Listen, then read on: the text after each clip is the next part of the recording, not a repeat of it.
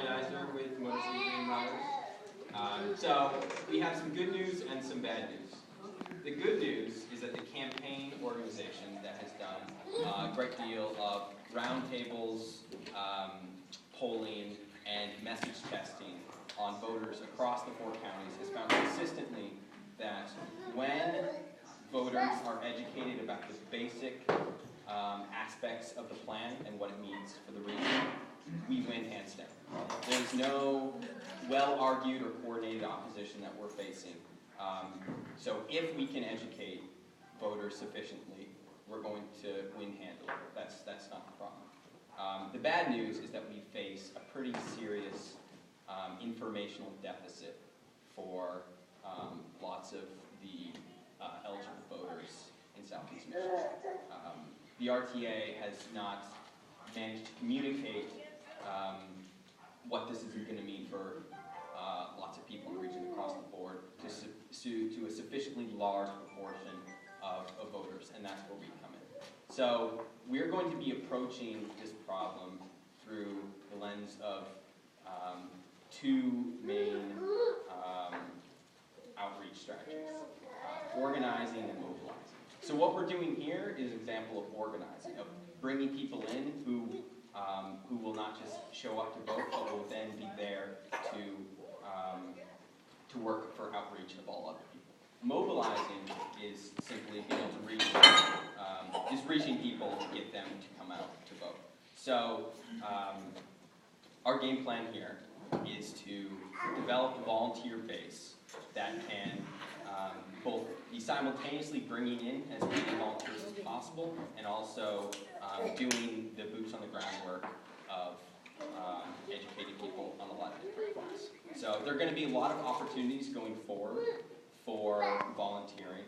The campaign organization C3 that's running a lot of the voter outreach is going to be setting us up with opportunities to phone bank. We're going to be emphasizing a lot of canvassing strategies, going either on buses, at transit stations, or at other organizations that we can tap into. What we're trying to do through meetings like this is both give you all the tools that you need to do this kind of outreach and to bring other people into the fold, but also get a sense of what sort of resources we have all here at the table that we can reach out to. So there are a lot of different networks that you all have some connection to that we wouldn't be able to plan around unless we have this two-way conversation of what do you think you are capable of doing as far as outreach is concerned that we're not really considering. So one of the things that we're going to be emphasizing really heavily in this campaign are our voter pledge cards. So as Joel says, we can't give people sheets of paper and have them commit to vote yes. Our little way around that is just have voters pledge to vote on this issue. And it's applied with the educational materials that we'll be providing through the outreach. We're pretty confident that this more or less amounts to securing yes votes, especially seeing as how high the support of expanded regional transit is among the groups we're reaching out to.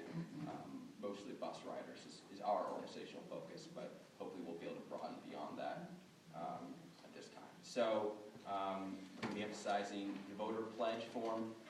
This is also really important because it helps us get the contact information of the people we're bringing in. We can then talk to them later and try to get as many of these people as possible to also join our volunteer base. So we're getting, we're hitting the ground running as quickly as possible with this, even though the election is 2 months away.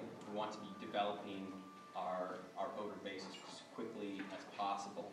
Our volunteer base as quickly as possible. So then when it comes time for phone banking towards the end, as the election is nearing, we'll have a very large group of people who's able to maximize this kind of outreach.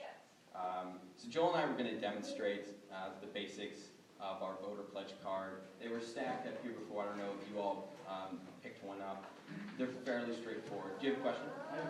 Yeah, go for it.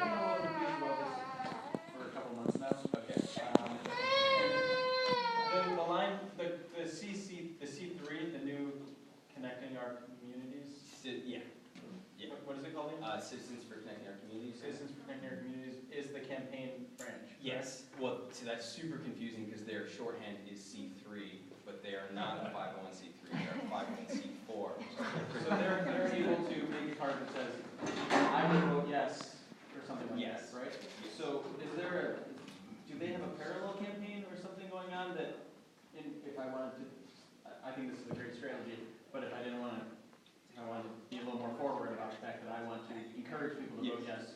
Is there a parallel campaign? Yeah, so that's sort of what we're talking about. So what we're seeing as our primary role is to do some of this initial organizing style outreach where we're trying to bring people in as volunteers.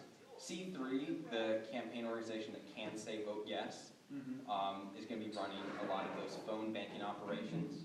So we're here to bring in volunteers, and then we will redirect a lot of those folks to C3 so they can give the more forceful and direct message of yes. I'm going to ask you or Patty, but I'm going to ask her since you said, are you going to have anybody that day? I can take that. I mean, that's certainly the hope. I mean, that would certainly be the, yeah, that would certainly be the hope. And you know, we're in communication with that C3 campaign, so they're just getting started now. So right now, you know, the voter pledge forms are our main focus. Okay. Thank you. They're going to be sending us other materials as well. So they've been developing county-specific brochures that are going to outline more specific information in an accessible fashion about how it's going to affect the local area. We're going to get a lot of those as well. Yep. So this is a nonpartisan issue, so presumably Washtenaw County and Wayne County people will go out and vote Democratic Hillary Clinton, and they'll vote yes on this, and Oakland County and Macomb County, presumably there'll be more Republican people are going to go and vote Donald Trump, but they'll also vote yes on this. Hope that is the hope. So 100%. 100%. I do not think 100% of Macomb County Republicans are going to vote yes on the RTA, but C3 has done a lot of testing and messaging strategy for both Democrats and Republicans, and has found that you know, when presented with the facts, a pretty high proportion of Republicans will also support this. Now, there's something else I probably should have mentioned, which is that we don't need to win all 4 counties. We win if we win more than half of the vote of everyone who votes in the 4 counties. So that means our main objective here is turnout all the way.